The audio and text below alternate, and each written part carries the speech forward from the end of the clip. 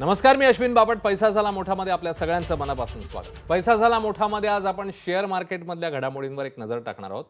याचं कारण अलीकडेच आपण बघितलेलं होतं, रशिया युक्रेन युद्धाला 100 दिवस पूर्ण झालेले होते. या पार्श्वभूमीवर मग काही घडामोडी ज्या घडतायत त्याचा शेअर बाजारावर काही परिणाम होतोय का? महागाई दिवसेंदिवस वाढते, आपण बघतोय ज्या पद्धतीने सगळ्या वस्तूंचे भाव आपल्याला वाढताना बघायला मिळतात. आणि या सगळ्या घडामोडींच्या पार्श्वभूमीवर मग गुंतवणूकदारांच्या मनामध्ये सध्या नेमकं चाललंय तरी काय? आठवड्यातली निर्देशांकाची आकडेवारी काय सांगते? या सगळ्याबद्दल आपल्याला अधिक बोलायचंच आहे. आणि तुम्ही देखील एबीपी माझाच्या फेसबुक पेजवर याच अनुषंगाने म्हणजे गुंतवणुकीच्या शेअर बाजारामधल्या गुंतवणुकीच्या अनुषंगाने प्रश्न विचारू शकता.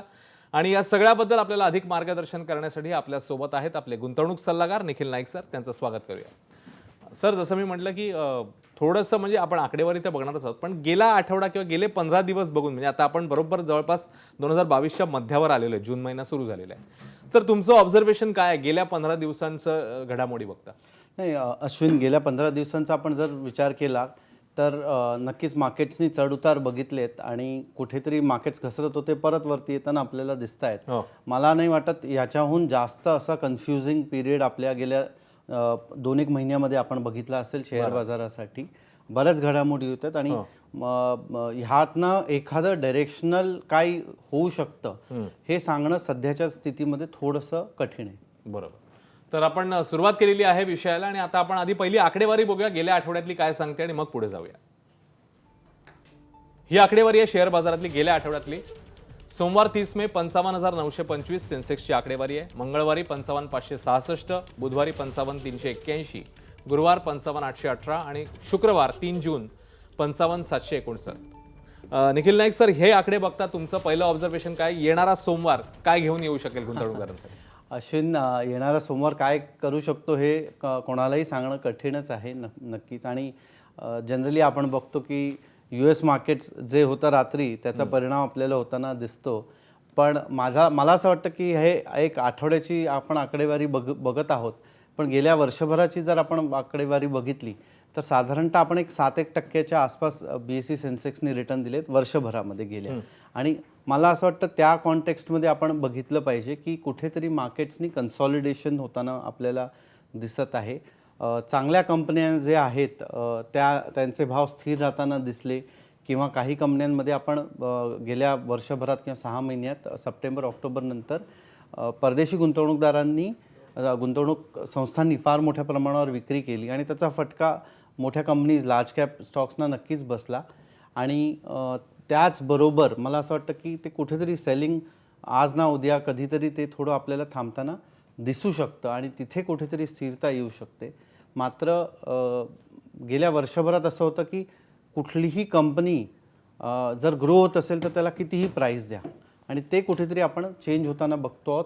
केवळ भारतातच नव्हे तर US आणि बाकीच्या बाजारपेठेत देखील हीच स्थिती आहे. आपण पुढे जाऊया आणि काय काय घटक आहेत किंवा काय काय मुद्दे आहेत ज्याचा सगळ्याचा इम्पॅक्ट या शेअर बाजारावर होतो आणि पर्यायाने गुंतवणूकदारांवर होतो. आपण पहिला मुद्दा बघूया. रुपयातील चढ उताराने महागाईला चालना देणारी. नाईक सर. नाही, आपण बघतो आहोत की आपलं जे आपण एक आयात प्रधान देश आहोत. आपल्याला सगळ्यात मोठं बिल जे आपलं आयातीचं असतं ते ऑइल असतं, आणि जे कच्च्या तेलाचे भाव कडाडले आहेत त्या अनुषंगाने परत दुसरं एक झालं आपल्याला की परदेशी बाजारपेठेत अमेरिकेमध्ये वगैरे व्याजदर परत वाढायला सुरुवात केली, त्यामुळे थोडंसं कुठेतरी ते पैसे परत जाताना देखील दिसले आपल्याला. तिसरा महत्त्वाचा मुद्दा जो आहे, जो थोडासा जास्त डिस्कस होत नाही, तो म्हणजे अमेरिकी बाजारपेठेमध्ये जी घसरण झाली त्यामुळे तिकडे त्यांना म्हणजे आपण बघितलं IT स्टॉक्समध्ये फार मोठ्या प्रमाणावरती घसरण होताना दिसली. मग तो झूम असो किंवा ॲमेझॉन आणि हे सगळे जे स्टॉक्स आपण बघत होतो की कोविडच्या काळामध्ये टेक्नॉलॉजीवरती भर दिला जात होता, त्याचे स्टॉक्स फार मोठ्या प्रमाणात गेल्या 6-8 महिन्यात करेक्शन होताना आपल्याला दिसले. तर त्याचा जो नुकसान झालेल्या गुंतवणूकदारांचा जो नुकसानीचा फटका असतो तो बाकीच्या देशांना बसणं देखील साहजिक असतं, कारण मग तिकडचे गुंतवणूक आपल्या देशामध्ये परत पैसे घेऊन जाताना आपल्याला दिसतात. सो ह्या तिन्ही गोष्टींचा परिणाम आपल्याला दिसतोय की कच्च्या मालाचे देखील भाव आपल्याला वाढताना दिसत आहेत, त्यामुळे आपलं इम्पोर्ट बिल वाढतं आहे. दुसरं आपण बघतो की परदेशातल्या बँकांनी 0 व्याजदरापासून आता व्याजदर वाढवायला सुरुवात केली. बरोबर. त्यामुळे रुपयाची जी घसरण आपल्याला दिसते आहे ती थोड्या फार प्रमाणामध्ये नॅचरल होती किंवा म्हणतं स्वाभाविक साहजिक होती आणि त्याचा फटका नक्कीच आपल्या ओव्हरऑल मार्केट्सना बसताना आपण बघत आहोत. बरं, याच्यातला दुसरा मुद्दा आपण बघूया आणि पुढे जाऊया. वाढत्या महागाईने सामान्यांचं कंबरडं मोडलेलं आहे. जसं आपण सुरुवातीला देखील उल्लेख केला, ज्या पद्धतीने भाव वाढतायत, म्हणजे मध्यंतरी इंधनाचे दर आटोक्यात आणण्याचा प्रयत्न देखील झाला, पण तरी देखील ओव्हरऑल पिक्चर जर आपण बघितलं तर महागाई म्हणावी तशी कंट्रोलमध्ये आलेली दिसत नाहीये. तर सध्याच्या घडीला तुम्ही काय बघताय गुंतवणूकदारांच्या दृष्टीने? ॲब्सोल्युटली, आणि याचा कुठेतरी परिणाम आपल्याला होताना दिसेल. आपण अश्विन बघितलं पाहिजे की कोविड काळामध्ये सगळेजण घरी होते, खर्च कमी होते, त्यामुळे बाकीच्या गोष्टी इंधन म्हणा किंवा इलेक्ट्रिसिटी म्हणा किंवा या सगळ्यांवरती थोडंसं प्रेशर कमी होतं हे आपल्याला दिसत होतं. आता सडनली काय झालंय की सगळं ओपन अप झाल्यानंतर आणि त्यामध्ये म्हणजे अजून एक भर पडली ते म्हणजे युक्रेन आणि रशिया युद्धाची. त्यामुळे आपल्याला दिसतंय की कच्च्या मालाचे भाव वाढताना दिसत आहेत. दुसरं एक कारण झालंय की जे जहाजं होती आणि म्हणजे जी फ्रेट ज्याला आपण म्हणतो त्याचे दर देखील फार मोठ्या प्रमाणात वाढले आहेत. कारण अचानक आलेली मागणी आहे, युक्रेन रशिया युद्ध आहे आणि तिसरं म्हणजे मी परत म्हटलं मगाशी तसं वाढते व्याजदर. या तिघांचा फटका कुठेतरी आपल्याला महागाईत दिसतो. आपण बघतो की मे महिन्यामध्ये 5% आपण इंधनाचे दर वाढताना आपल्याला दिसत आहेत. आपण जर आपलं गॅस बघितला तर गेल्या 2 वर्षांमधला पूर्वीचा गॅसचे दर आणि आत्ताचे गॅसचे दरमध्ये खूप मोठ्या प्रमाणावर फरक दिसतोय.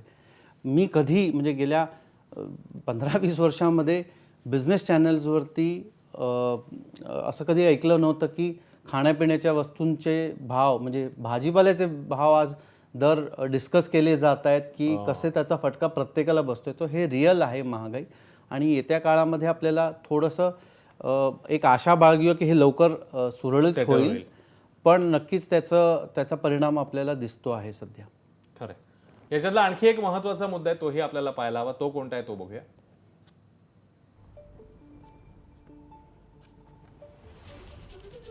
वाढत्या महागाईने सामान्यांचं कंबरडं तर मोडलेलंच आहे. रशिया युक्रेन युद्ध न संपल्याचा भारतालाही फटका. 100 दिवस, परवाच आम्ही स्पेशल रिपोर्ट देखील केला होता. 100 दिवस झालेले आहेत, पण आत्ता तुम्ही म्हणजे जवळपास 3 महिने, तर 3 महिन्यानंतर तुम्ही कसा इम्पॅक्ट बघताय? अजूनही आपल्याला सफर व्हावं लागतंय यामुळे? नक्कीच. आय थिंक सुरुवातीला जेव्हा युद्ध होत होतं, असं युद्ध सुरू झालं तेव्हा मार्केट्स, सगळ्याच जागतिक मार्केट्सना भीती होती की हे युद्ध जागतिक किंवा विश्वयुद्धामध्ये ट्रान्सलेट होईल का, पण ते नाही झालं कुठे.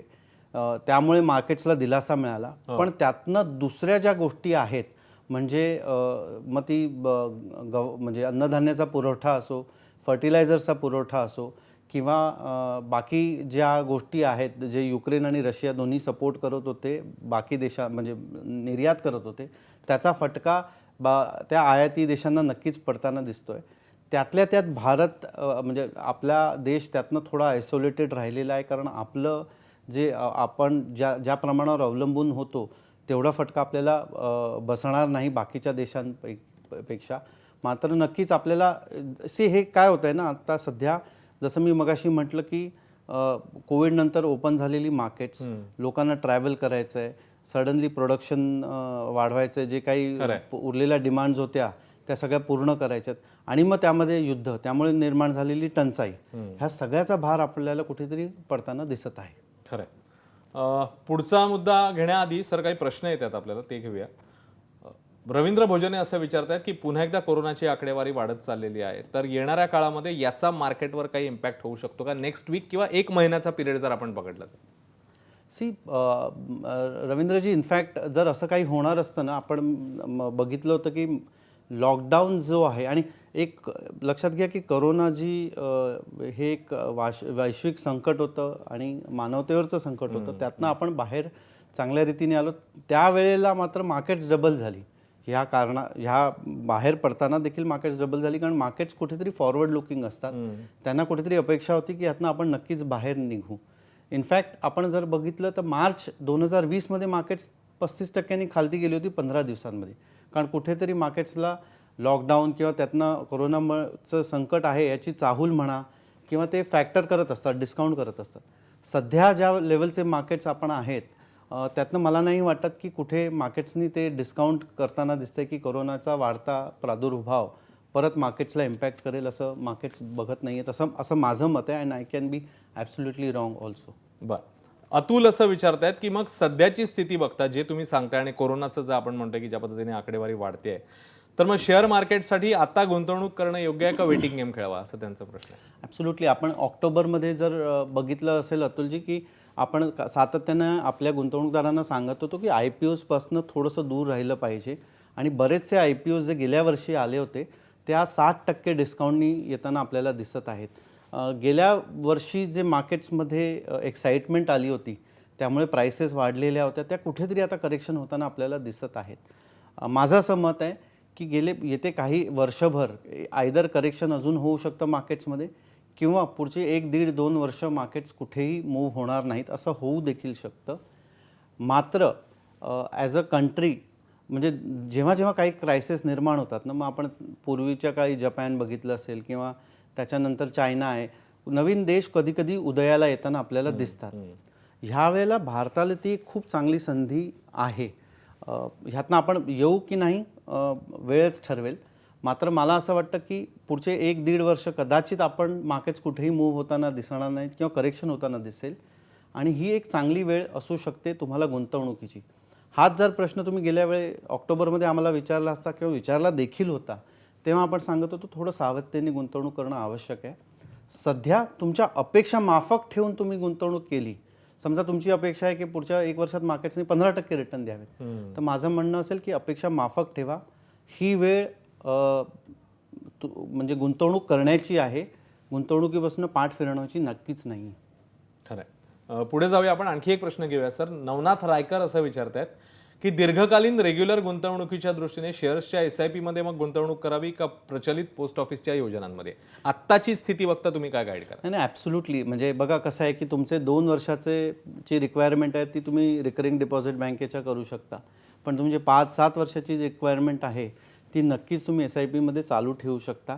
एक लक्षात घ्या, जेव्हा मार्केट्स वरती जात असतात ना तेव्हा ॲक्च्युली SIP गुंतवणूकदारांसाठी ती चांगली बातमी नसते.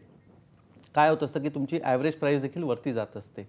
मात्र जेव्हा मार्केट्स अशी वोलेटाईल राहतात की वरती खालती होत असतात किंवा मार्केट्स खालती येताना आपल्याला दिसत असतात, तेव्हा तुम्ही ॲक्च्युली कमी प्राइसेसला तुमचे गुंतवणूक करत असता, जेणेकरून येत्या काही काळामध्ये जेव्हा म्हणजे माझं तर नेहमी मत असतं की SIP गुंतवणूकदारांनी रोज उठून प्रार्थना केली पाहिजे की माझं समजा SIP 7 वर्षाचं आहे तर 7 वर्ष मार्केट्स खालती राहू देत, 7व्या वर्षी मार्केट्सनी चांगला परफॉर्मन्स दाखवू दे. सो मला असं वाटतं की सध्याची वेळ ही चांगली ॲक्युमुलेशनची वेळ आहे. थोडंसं धैर्य असणं आवश्यक आहे. गेल्या वर्षी सगळ्यांकडे हिंमत खूप होती, पैसे देखील खूप होते. ह्या वर्षी हिंमत कमी असेल, पण तुमच्याकडे जर पैसे असतील तर तुम्ही ती हिंमत दाखवून गुंतवणूक करणं आवश्यक आहे. शेअर बाजारामध्ये मंदी की संधी, असा आपला आजचा विषय. अर्थातच शेअर बाजारामध्ये ज्या पद्धतीने घडामोडी घडतात, सध्याची आकडेवारी आम्ही तुमच्या समोर ठेवली गेल्या आठवड्यातली, आणि त्यानंतर आता येणाऱ्या काळामध्ये जेव्हा आपण मगाशी जसं मी म्हटलं की 2022च्या आपण मध्यावर आहोत, आता इथून पुढे जाताना कशी वाटचाल करायची, आपल्या सोबत आहेत आपले गुंतवणूक सल्लागार निखिल नाईक सर. तुमचे देखील प्रश्न ABP माझाच्या फेसबुक पेजवर सुरू आहेत. नाईक सर, पुढचा प्रश्न राजेंद्र रानडे विचारतायत. फॉरेन इन्स्टिट्यूशनल इन्व्हेस्टर्स दीर्घ काळासाठी नेट सेलर्स आहेत, तो ट्रेंड कधी बदलेल असा त्यांचा प्रश्न आहे.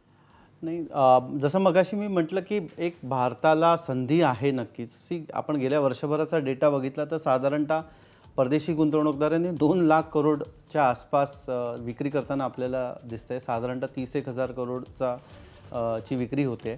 मात्र एक चांगली गोष्ट जी काही झाली आहे, जी म्हणजे आपल्यासारखे SIP गुंतवणूकदार जे आहेत ते सातत्याने 10,000 करोड रुपयाचा परचेस होते दर महिन्याला.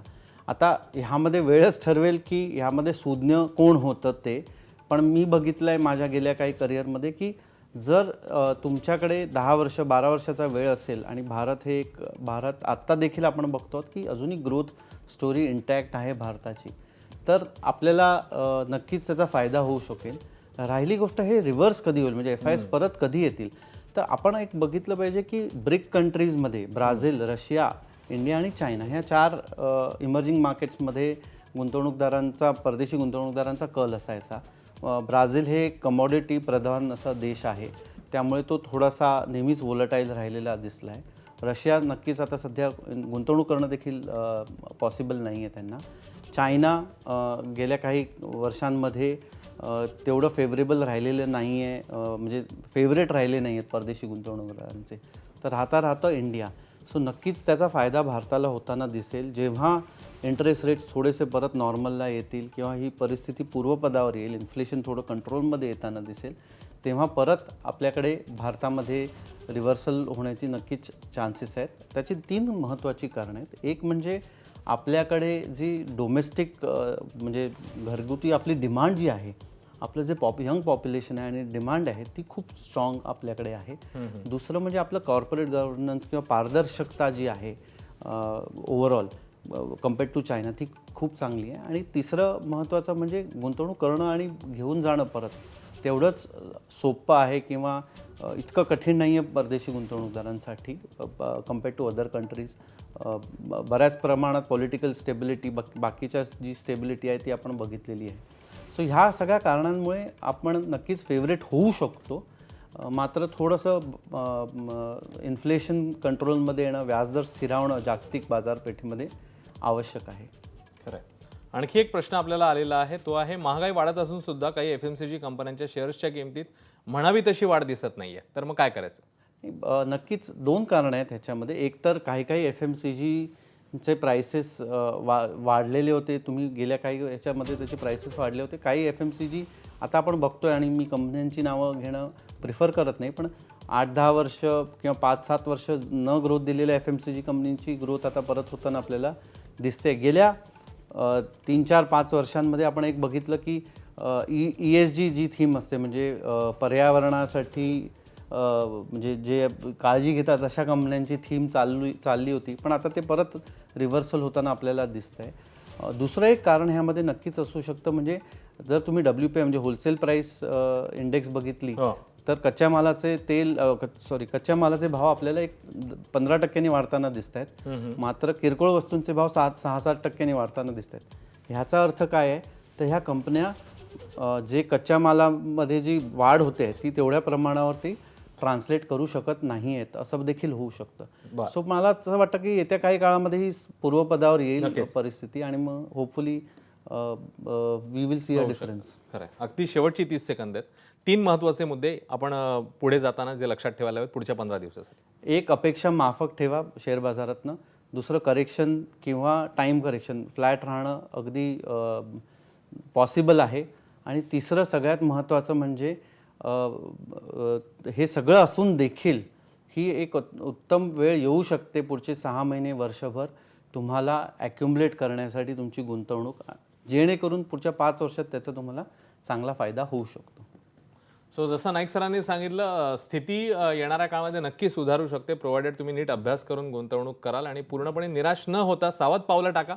पण नक्कीच या दृष्टीने पुढच्या म्हणजे प्रगतीच्या दृष्टीने नक्की पावलं टाका. धन्यवाद निखिल नाईक सर या सगळ्या महत्त्वाच्या माहितीबद्दल. ABP माझाच्या फेसबुक पेजवर ज्या मंडळींनी आम्हाला प्रश्न विचारले त्यांचे देखील आभार. पैसा झाला मोठामध्ये आता आपण इकडेच थांबतोय.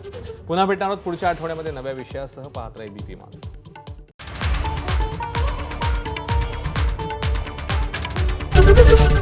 ABP माझा, उघडा डोळे बघा नीट.